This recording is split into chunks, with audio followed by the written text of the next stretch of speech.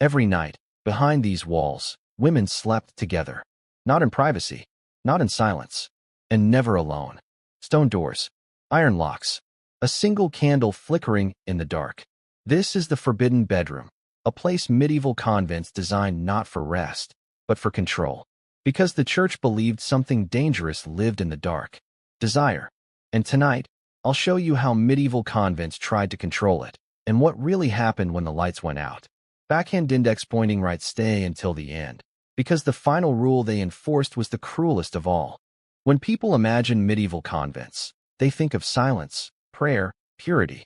But history tells a different story. In the forbidden bedroom, convents didn't just control behavior, they controlled sleep, movement, and even thoughts. And they did it through architecture. Nuns didn't have bedrooms. They had dormitories, long halls filled with identical beds. No curtains, no doors, no secrets. Why? Because privacy was seen as temptation. If you were never alone, you could never sin. Or so they believed. Walls were thick, but hallways were thin. Rooms were positioned so footsteps echoed.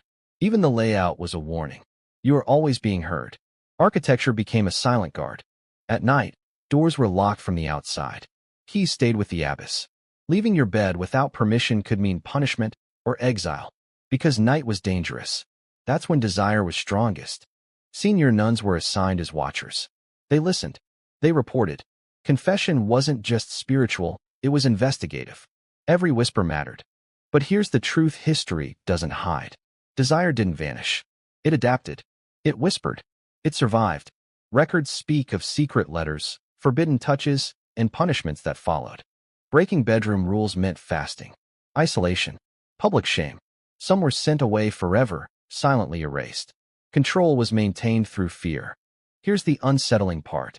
These systems weren't just religious. They were early surveillance systems. Control through design. Control through rules. Sound familiar? But the most brutal rule wasn't about sleep or silence. It was about choice. Many women never chose the convent. They were placed there, and the bedroom became their prison. The forbidden bedroom wasn't just a room. It was a system, a warning, a confession carved in stone. Backhand index pointing right, what do you think?